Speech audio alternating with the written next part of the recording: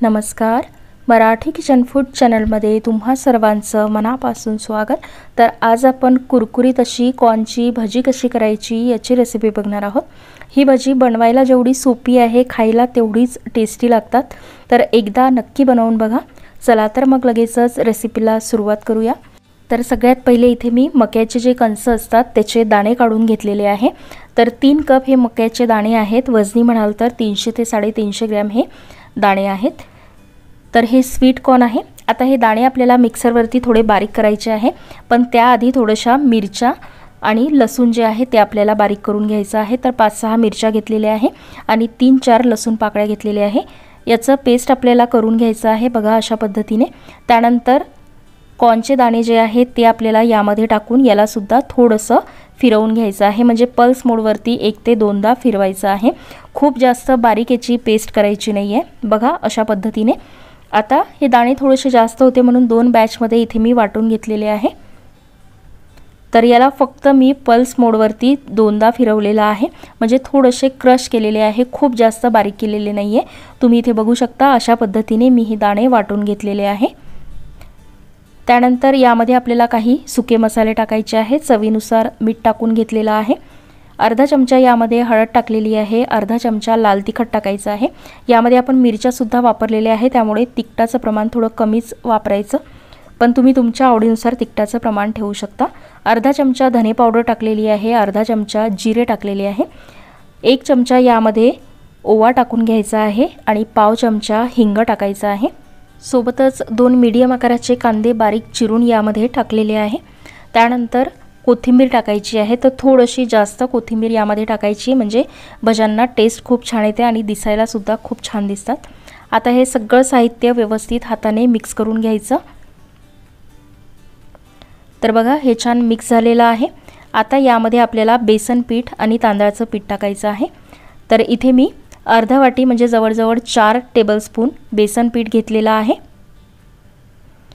आणि 5 ते 6 टेबलस्पून इथे मी तांदळाचं पीठ घेतलेलं आहे। बेसन पीठ जे आहे ते तांदळाच्या पिठापेक्षा थोडंसं कमीच ठेवायचं। तांदळाच्या पिठामुळे ही भजी छान कुरकुरीत होतात आणि बेसन पीठ टाकल्यामुळे याला बाइंडिंग छान येते। आता पीठ टाकल्यानंतर व्यवस्थित मिक्स करून घ्यायचं आहे। पीठ आपल्याला अंदाजेच टाकायचं आहे, फक्त तांदळाच्या पिठाचं प्रमाण थोडं जास्त ठेवायचं। खूप जास्त सुद्धा पीठ टाकायचं नाही, नाहीतर कॉर्नची टेस्ट येणार नाही भज्यांना। बघा पीठ यामध्ये व्यवस्थित मिक्स झालेलं आहे। अशा प्रकारे याची भजी बनवता आली पाहिजे इतपत यामध्ये आपल्याला पीठ मिक्स करायचं आहे।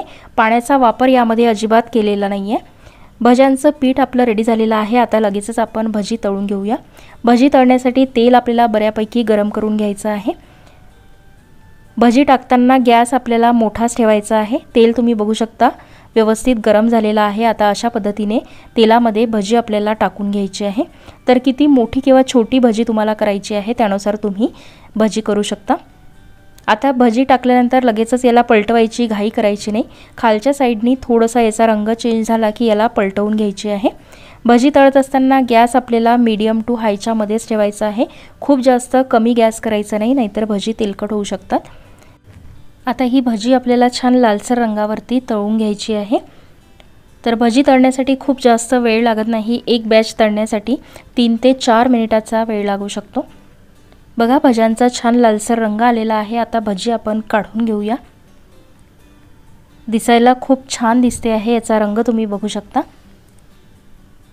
तर भज्यांची एक बॅच इथे रेडी झालेली आहे। बघूनच समजत असेल किती कुरकुरीत ही भजी तयार झालेली आहे। आता अशाच पद्धतीने जे उरलेलं पीठ आहे त्याची सुद्धा भजी आपल्याला तयार करून घ्यायची आहे।